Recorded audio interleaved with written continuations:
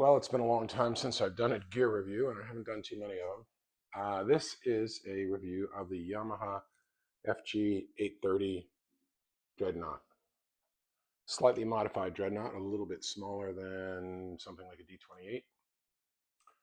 D28. I bought this because all of my guitars are on a boat between the United States and here, and I got sick of not being able to play guitar. So I've never owned a Dreadnought. I grew up playing a 1903 Martin Parlor guitar, which had been crushed and rebuilt by John D'Angelico in an act of complete madness that he carried off. It was the most bell-like, beautiful sounding guitar I've ever heard. I still have it, but it's kind of fallen on hard times and would cost $1 million to fix. But I was like, well, if you're gonna, and I own a Martin Steve Miller Pegasus concert-sized guitar, single cutaway. Which is, a good cross between a small finger picking guitar and a big, cowboy chord guitar. And I said, well, if I'm going to buy a guitar, I might as well get something I don't have so that hopefully I can still use it in recording once my other acoustics get back here. So I've never liked Dreadnoughts. Why have I not liked Dreadnoughts? In general, I thought they were too boomy. I really don't like Gibson acoustics, I have to admit.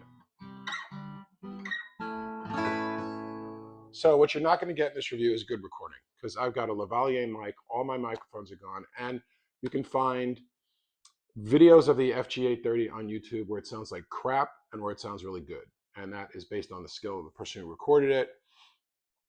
There are videos with no reverb and stuff. There may have been post-production EQ or compression, but some of them sound pretty natural to me.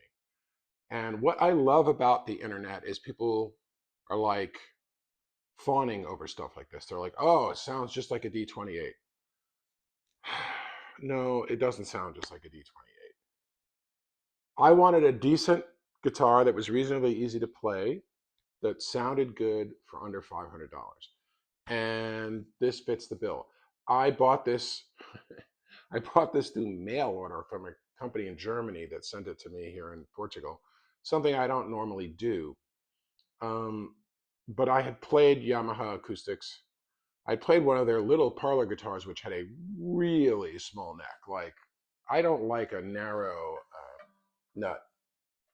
And you can look up specs for this online, so I'm not going to give you all the specs. But this width is a good width for me. I can get my fat, chubby fingers in here. I can do what I need to do. So when this guy arrived, the truss rod needed adjustment. There was too much relief in the neck. So I brought the truss rod down, and what else did I discover? I discovered that the nut is not badly cut, but there's room for improvement.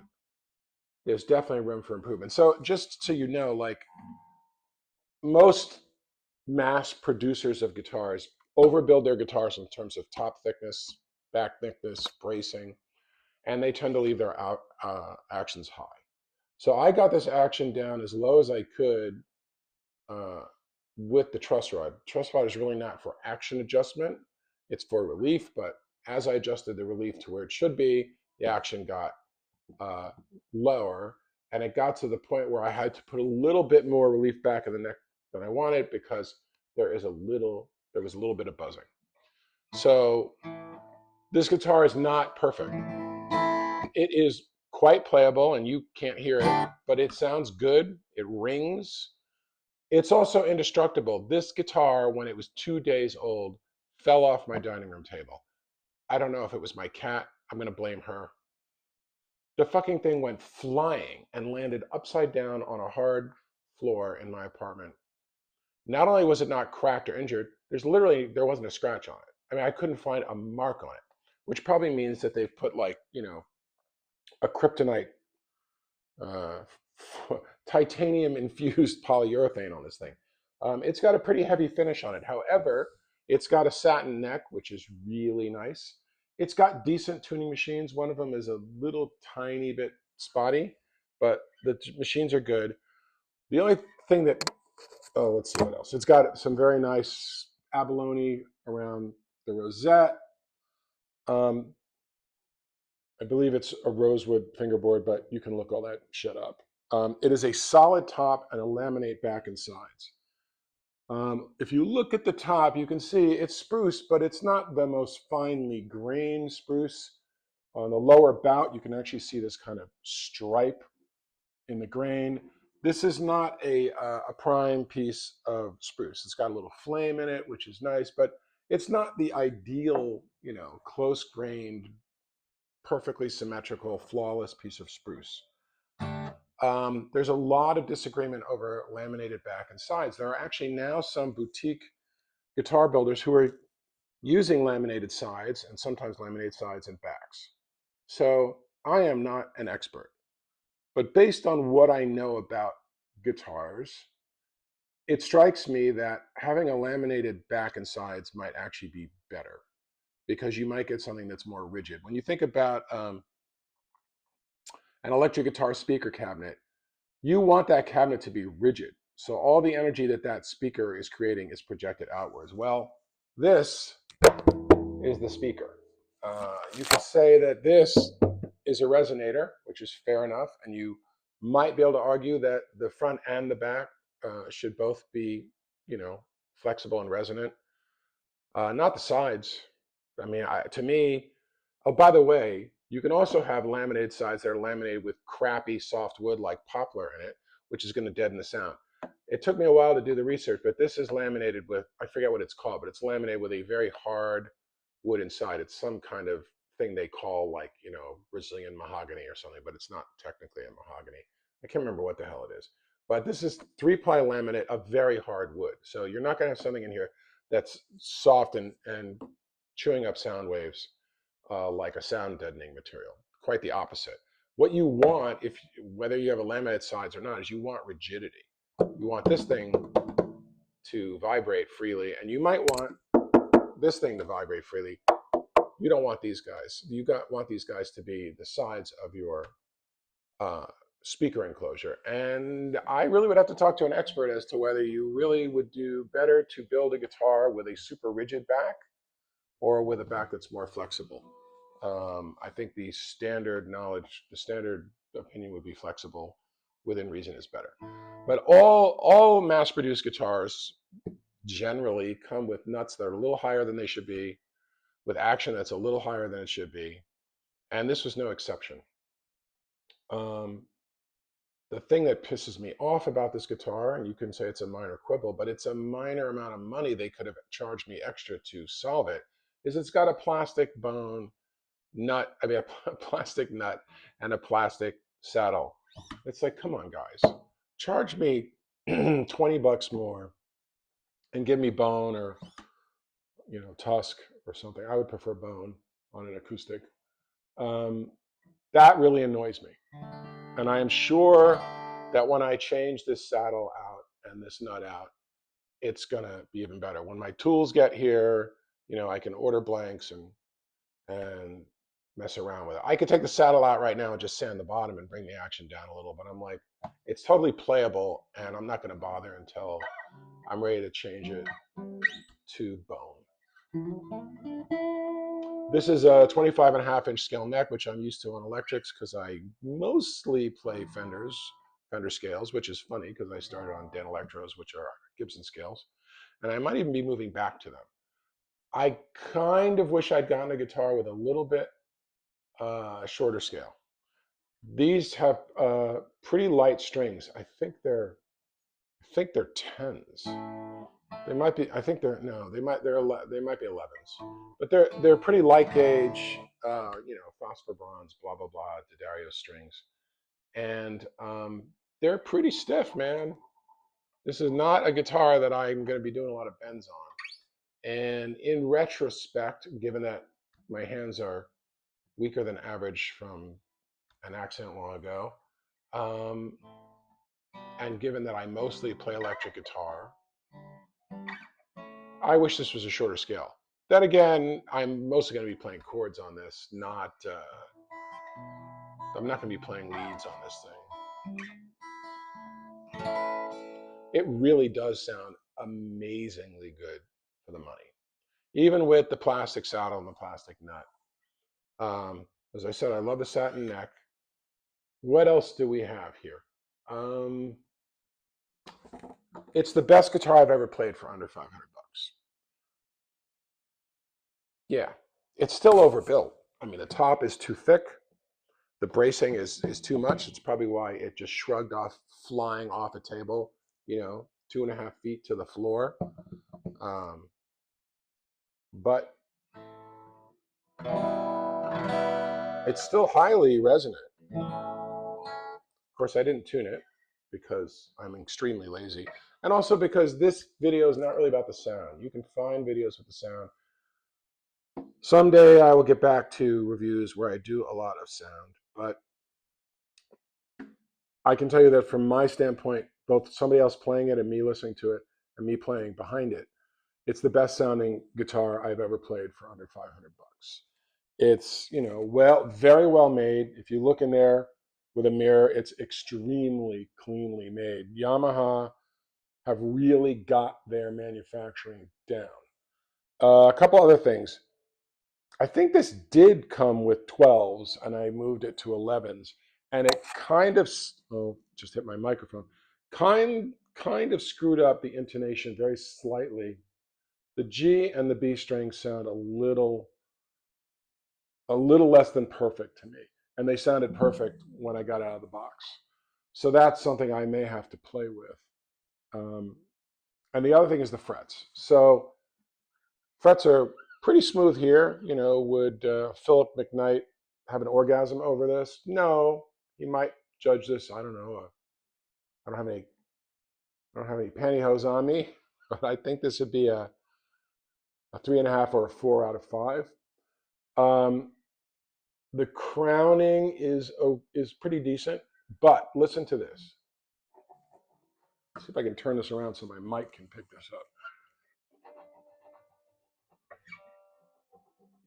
So these frets have not been polished by, it's like metal grinding on metal. That's the number one annoying thing. Yes, the frets are not perfectly leveled. Yes, like any decent guitar, this could benefit from a setup that includes leveling and crowning and polishing. And I will probably do some or all of that when my stuff gets here, and I'll buy a fretalizer, and I've got my fret rocker and shit coming, and I'll be able to make this better. It's great out of the box. It's not perfect out of the box. I am sure there's a couple of high frets. I started getting some buzzing down here when the action got too low, which is typical, right? Second fret, third fret, typical place. That's why they've left the nut a little high. But the nut is not crazy high. It's higher than optimum, but it's not like absurdly high the way some real crappy guitars are. So all in all, it's a beautiful looking guitar if you care about such things. I don't really care that much. It's got binding all around the neck, all around the headstock, which is a little unusual, binding in the back. There's no marquetry or anything on the back where the sides meet. Just binding and, some abalone with a little black purfling going on. And there's some black purfling with the binding as well. So the appointments are simple but attractive. No fancy inlays, just dots. The dots I think are actually a little smaller than I'm used to. The dots on the fingerboard itself are just ever so slightly larger than the dots on the side of the neck. My Steve Miller guitar is really funny because it's got like fancy inlay on the headstock, and it's got marquetry on it, and it has nothing on the fingerboard, not even dots. There's dots on the side, but the fingerboard's completely unadorned, which is kind of interesting. So I really think this is a great guitar for under 500 bucks. No, it doesn't sound as good as a D28. Yes, if you mic this up properly with good equipment, you're going to get a good acoustic guitar sound out of this. I wish they offered an option, for more money with a dual pickup system. I haven't played every acoustic guitar pickup system, but I will tell you that my Martin Steve Miller's got the Eclipse. It's the Fishman Eclipse. I can't remember. It's got a little microphone on a boom in the sound hole, and it's got a piezo, however you want to pronounce it, pickup under the saddle. I hate piezo pickups. I fucking hate the way they have this ploinky dead sound that I fucking hate. I hear people say, no, this one's better, blah, blah. All I can say is that Martin guitar, well, first of all, I can plug it into my pedal board and into my Fender amp with the same settings as an electric, and it sounds great, which is bizarre. Just plug it in, maybe hit my Big Sky to get a little reverb, and it's like insanely good sounding with no changes. But the other thing is, I mix it probably either 50-50 or 60-40 bias toward the microphone in the sound hole. And it sounds so much better to me than any standard single piezo pickup or even multi-element pickup under the bridge sounds by itself. Of course, in the good old days, people used to just get on stage and put their guitar in front of a mic, and they had feedback problems, but listen to somebody playing a guitar sitting in front of a decent mic versus the best saddle pickup system, and it's a different world. I mean, we're getting used to an acoustic sound that's much less dimensional. But this guitar doesn't have any electronics, so why am I digressing? Because I'm the king of tangential thinking. It's called ADHD, people. Can you see the nice satin finish on this neck? It's a very pretty neck. It's got actually really nice tight grain on it. The whole execution is just about flawless in terms of construction, just not in terms of setup. And that. Look, if you're a beginning guitarist and you don't know this, it's time to learn this.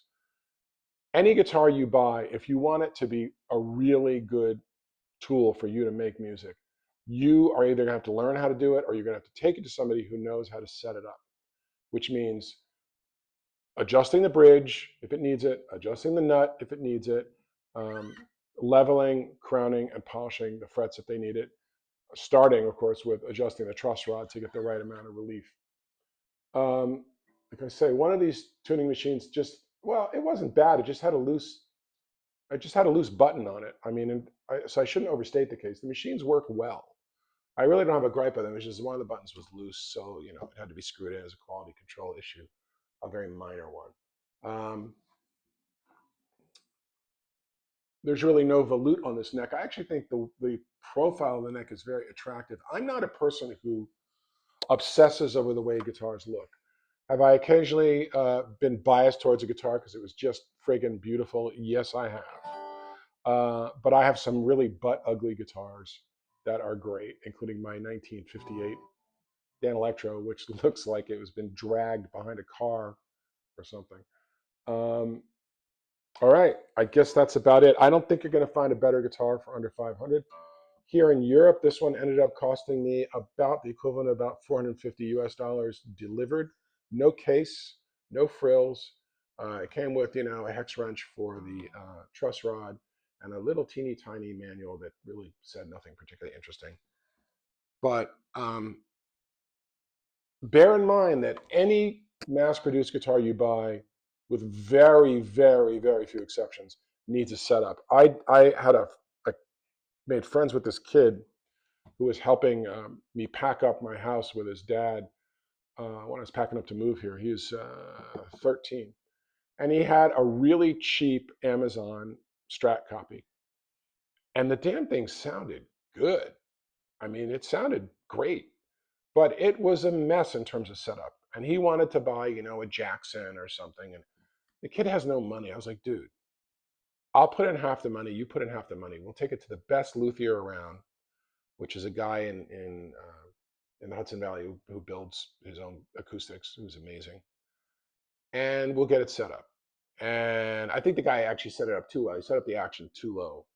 But maybe for a beginner, that's good. I tend to hit a little heavy. So I don't want the action at like shred-o-matic level. But for him, it might be good. But that was it. I think it was 125 bucks, and the guy did everything. He looked at every aspect of the guitar. The guitar played like butter. It played better than, a Sir that you're going to get from the factory. I'm not kidding.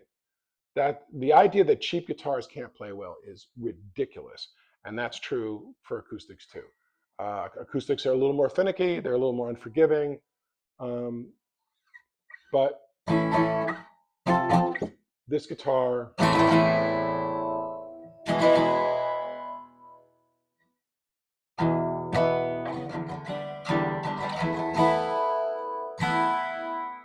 this guitar rings, man. Is it a Canon? People like to say that acoustics a Canon, which I think is a silly thing. I don't know. It's still ringing. It's a great resonant guitar. It's got a sweet tone. It's pretty balanced between. It's not as bassy as some dreadnoughts. It's certainly bassier than I'm used to playing a concert model and of course a parlor guitar. Although that was the bassiest parlor guitar I've ever played. But this guitar is very balanced. I don't know if you can hear it, especially since the microphone is facing away from the guitar. It really is a very resonant, well-made, handsome, slightly overbuilt guitar that is an absolute bargain. You know, I hear people say this is like a beginner's guitar. Bullshit. This is a guitar you could play for the rest of your life, no matter how accomplished you are. If you want to play it on stage, you'd probably want to put a Fishman or Bags or somebody's really good pickup system into it. But there's nothing beginner about this guitar. It is not just adequate. It is a good sounding and with a little tweakage, very, very good playing guitar. So again, Yamaha FG830. I think it's maybe the most popular acoustic guitar in the world. They churn these suckers out. Crazy company. They make pianos and motorcycles and generators and all kinds of shit. But they've got it down. They've really got it down. I mean, if you look at some of the quality control problems with my beloved Martin Corporation, the Martin Steve Miller model I got, which is a limited edition signed, it's like 300 units or something. The fucking bridge was coming off of it after less than 10 years. It finally needed a neck reset. We discovered as it was worked on that there was actually underneath a piece of wood over the neck block that you couldn't move, but if you could have moved it, you would have found a bolt in there. So it's got a dovetail joint with a bolt, and we didn't know that at the time. But when we took the guitar apart, right below the top at the neck block was plywood. Part of the neck block, not the main body of it, but between the main body of it and the top was fucking plywood. I don't care if that's, gold encrusted plywood. It's like, Martin, what are you doing? They've really, I was a total Martin fanboy. I just thought that they were the best. And they've had their ups and downs. They've been atrocious at times. I don't know how their guitars are right now, but they're making these little crappy guitars out of like single ply plastic shit on the sides. And it's not the Martin that I knew and loved. This is a company that seems to, do I know if they take pride in what they do? I don't know. I know that they've got their manufacturing down to an incredible level of consistency and quality. And for the money, this thing's crazy. Now you could get a Yamaha Red Label for, I don't know, 1,500, 2 grand, 3 grand. That will blow this out of the water. And you could probably get the top of the line Yamahas, and they'd be probably as good as any Martin or Taylor. I'm not even including Gibson, because if you look at how Gibson acoustics are made to this day, they're not even worth talking about. They're really poorly made. But this is a perfectly suitable guitar for anybody. Anybody who wants a dreadnought, like I say, it's a little tiny bit smaller than a D28. I think it's actually less boomy than a D28. Does it have some of the kind of fine-grained nuance in the upper mids and highs that a D28 has, that kind of articulation? No, it doesn't. This is a more heavily built guitar. Of course, Martins are more heavily built now than they were in the 30s. Everybody started making their acoustics heavier because they didn't want to do all this, warranty service on them. So no, it doesn't sound as good as a D28, although it may sound a little less boomy and more balanced to my ear. But some of the articulation and bell-like tone It's got it, but it's not quite as resonant. By the way, when I got this guitar, it didn't sound great. And literally within 2 weeks of playing the shit out of it, it opened up. It'll obviously open up more over the years. And you can get one of those devices you can put on the bridge and have it vibrate all week to like simulate somebody playing it. And I'm not knocking that stuff. I've never used them. It makes sense to me that they would work. This is not a torrefied top. You know, it's going to dry out over time. That's one reason my father's 1903 sounded so good, because my father never humidified it. I don't know how that guitar, he put silk and steels on it, not nylon, but not regular steel strings. Super lightly built in 1903, really built for gut. But he never humidified it, and it dried out over a century, and it just sounded like a bell. It's like this little bubble of wood. It was just amazing. But the difference in this guitar after a week or two of playing was really remarkable. And I knew it was going to be happening, so I wasn't upset. I was like, well, it sounds good enough to play, but I'm not, in love. And I was not only playing, but I was like beating on it, really playing it hard. And sure enough, it opened up really fast and sounds great. So highly recommended. But if you buy almost any guitar, electric or acoustic, you or someone else is going to have, who knows what they're doing, is going to have to work on it to get the most out of it, right? But it is absolutely playable as it is. It did need a little truss rod adjustment. For those of you who don't know, it's an Allen key, and you do it very cautiously. You can look up how to adjust a truss rod on a guitar on YouTube. This neck had a little too much bow, needed to flatten out more, which means I needed to tighten the truss rod, which meant righty-tighty, and that pulled the neck a little bit straighter. This is a standard kind of thing that people have to do a couple times a year. If you live in a climate that gets, really hot and humid and really dry and cold, you're going to have to adjust your truss rods on most of your electrics and acoustics twice a year. That's just like part of the game, and you should learn how to do it. And it's not really very terrifying. You just do it respectfully of the instrument. All right, this went on a lot longer than I thought. It's a great guitar for the money. Cannot recommend it highly enough. My only quibble is you guys really should have polished those frets. You really should have polished those frets, and you should have given me bone. And I would have paid $50 more for decently polished frets and a bone nut and a bone saddle. And also like ebony bridge pins. These are plastic. All that shit should be upgraded. And I don't think it would have added more than $50 to the price. Even if it added 100, I probably still would have gone for it. All right. Take care.